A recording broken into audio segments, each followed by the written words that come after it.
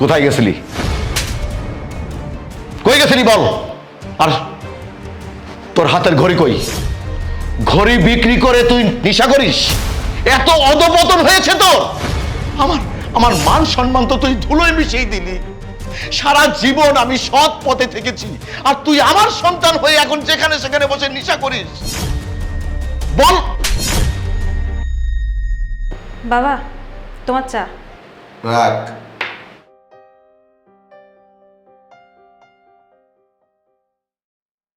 বাবা, আমাকে একটা কথা বলো তো।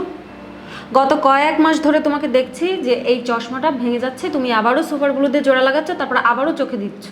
এরকম ফকিন্নিদের মতো কেন চলতেছো? তুমি তো চাইলে একটা চশমা কিনতে পারো।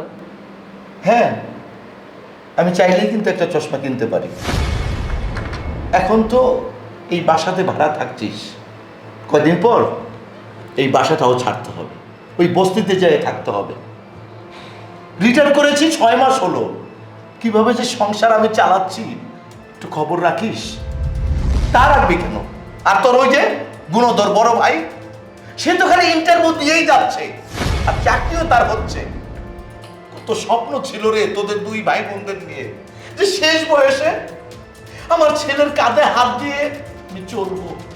তোর তো বিয়ের বয়স পার হয়ে যাচ্ছে, এখনো আমি তোকে বিয়ে দিতে পারতেছি না। আমার ভাগ্য খারাপ।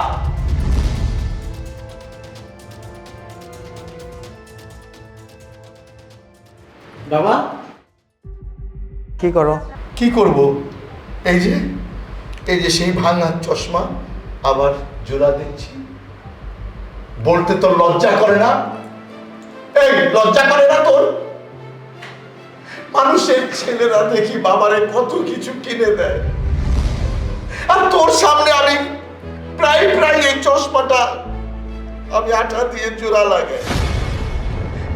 তুই পারিস না আমাকে একটা চশমা কিনে দিতে? কিভাবে পারবি? তুই তো ইন্টারভিউ দিস, আর চাকরিও হয় তোর, হবে না? এই কই থেকে আসলি?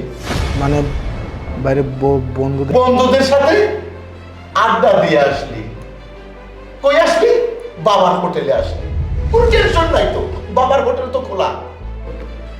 বাবা বাদ দাও না। এই ভাইয়া, চল তোকে আমি খেতে দিচ্ছি। হ্যাঁ, আয়। তাই ভালো। যা যা, আমার হয়েছে যত জ্বালা, এখন শুধু বাকি আছে আমার কবরে যাওয়ার।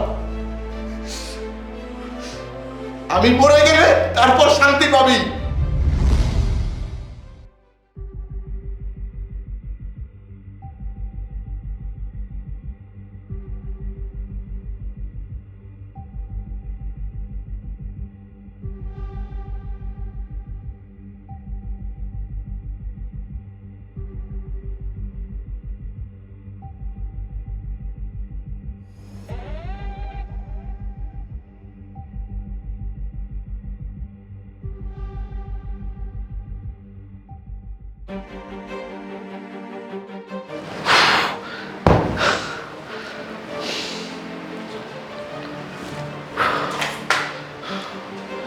বাবা, তোমার পানি। রাখ তোর পানি। বাবা, কি হয়েছে তোমার? তুমি এরকম উত্তেজিত হয়ে বসে আছো কেন? কি হয়নি বল? তোর ভাই এখন নেশা করে, ওই 3 রাস্তার মোড়ে বসে বন্ধুদের সাথে নেশা করে। আমার মান সম্মান সব ধুলোয় মিশাই দিল। বাবা, তুমি কিসব বলতে পারা কথা বলতেছো? ও কেন ওখানে বসে নেশা করতে যাবে? তুই চুপ থাক। ও কি করে তুই জানিস? হ্যাঁ, ও নেশা করে, এখন নেশা করে। বাবা বাবা প্লিজ তুমি একটু শান্ত হও। বেশি উত্তেজিত হলে তোমার প্রেশার বেড়ে যাবে। কিভাবে শান্ত হব বলতো? বাবা একটু শান্ত হও, প্রেশার বেড়ে যাবে। এই কোথায় গেছিলি? কই গেছিলি বল? আর তোর হাতের ঘড়ি কই? ঘড়ি বিক্রি করে তুই নেশা করিস? এত অধপতন হয়েছে তোর। আমার মান সম্মান তো তুই ধুলোয় মিশিয়ে দিলি। সারা জীবন আমি সৎ পথে থেকেছি, আর তুই আমার সন্তান হয়ে এখন যেখানে সেখানে বসে নেশা করিস। এই দিনটি দেখার জন্যই আল্লাহ আমাকে বাঁচিয়ে রেখেছিল।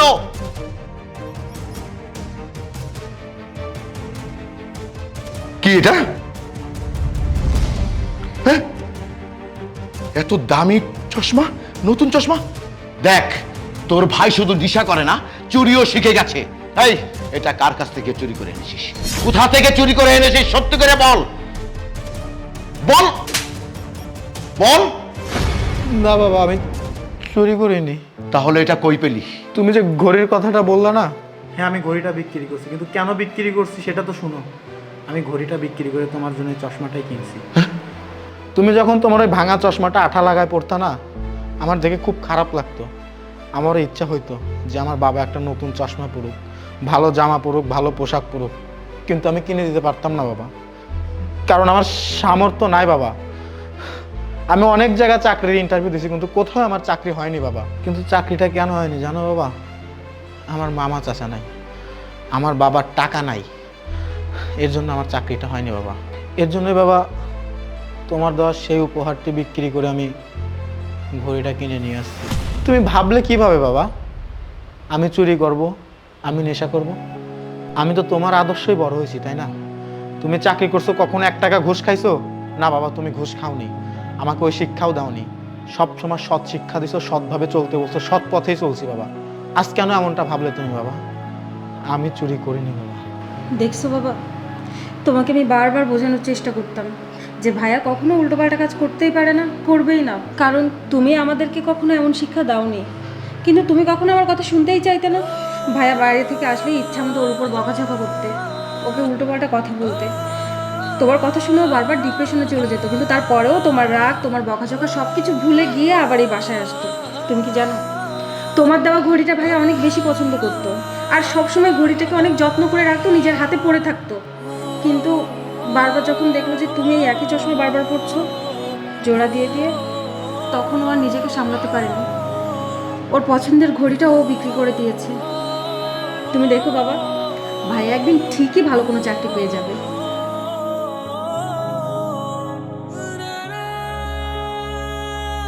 খুব খুব বড় হয়ে গেছিস না? হ্যাঁ, খুব বড় হয়ে গেছিস। হ্যাঁ, খুব বড় হয়েছিস। কে বলেছে তোকে ঘড়ি বিক্রি করে আমার জন্য চশমা আনার জন্য? কে বলেছে?